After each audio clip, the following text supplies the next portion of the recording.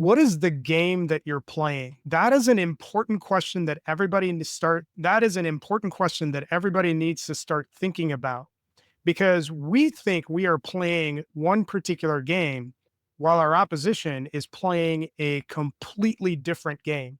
And that right there is the fundamental problem that we're dealing with. So, what am I talking about? So, recently, JD Vance tweeted out that he believes that judges should have no role in regulating what the executive or the legislative branches can do.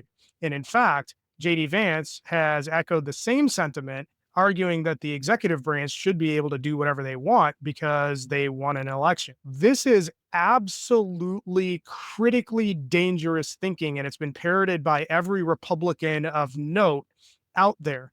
And what we have to realize is that we can no longer call out separation of powers and checks and balances as if it's some magic potion that's going to stop these tyrants and dictators from doing what they want to do. They are playing a completely different game.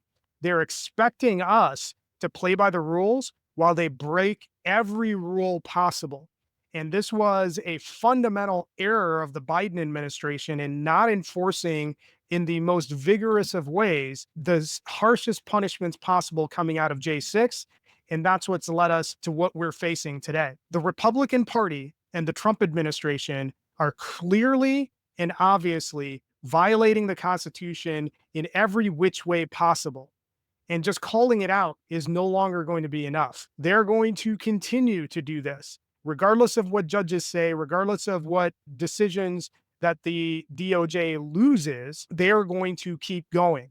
And their intent is to, within 180 days of inauguration, fundamentally transform what the republic that we're in into something completely different. When we're talking about what that fundamentally different form of government looks like, all of the things in the Constitution that talks about inalienable rights that we all have, kiss all of that goodbye, because it is going to be a society that is tailored and engineered to favor white Christian males. Those are the stakes that are in front of us as of right now. Those are the stakes that we're looking at going forward. So it's time for us to understand the game that is being played and adopt the rules and play the game according to the terms of our enemies.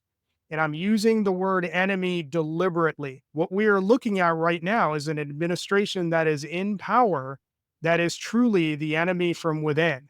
While they spent the entire campaign pointing the finger at everybody else, they told you out loud that the Second American Revolution will be as bloodless as the American left will allow it to be. They told you what they were going to do, and that was Kevin Roberts of the Heritage Foundation. Their vision, and I've talked about this before, is a technocratic, theocratic dictatorship.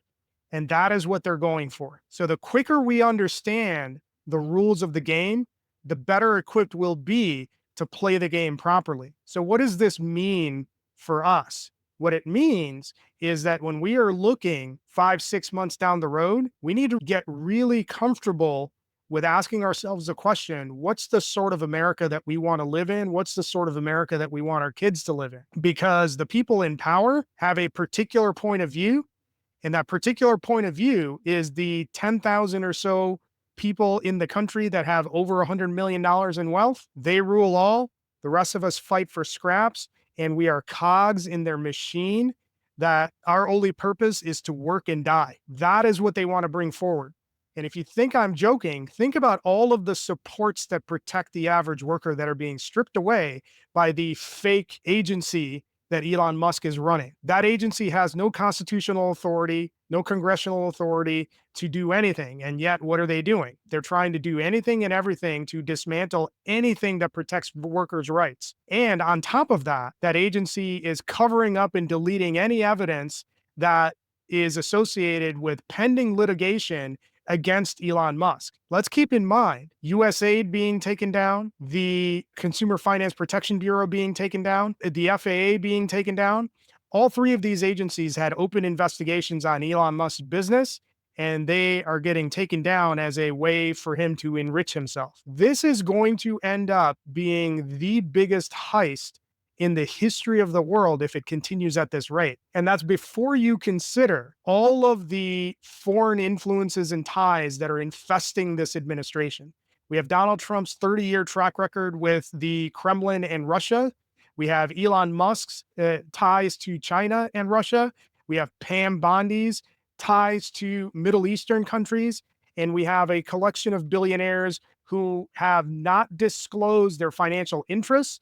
And we have an executive order that was rescinded that prevented members of the executive branch from enriching themselves through lobbyists and lobbying efforts. And we haven't even talked about the crypto conflicts of interest that exist within this administration. This is a giant scam that is being run, and this is a speed run to a dictatorship that is being run. We need to realize that is what's going on. And we also need to realize that because it's happening, we cannot sit here and wait for a hero to emerge and save us at the last minute. What were we doing post-election to inauguration? We were chasing breadcrumbs. And what did that do? It wasted time and it created the illusion of some magical hero that's supposed to come out and save us at the last minute.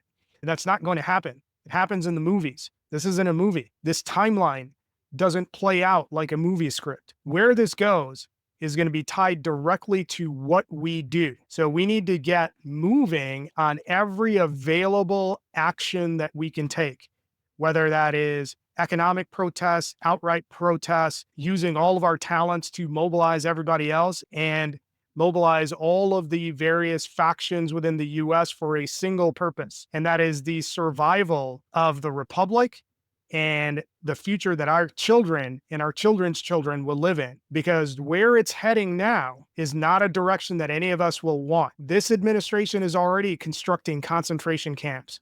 It's already identified undesirables that they want eliminated from society. And while some of you might cringe at hearing that, this playbook, I've said it over and over again, we've seen this before, and we cannot afford to take it lightly.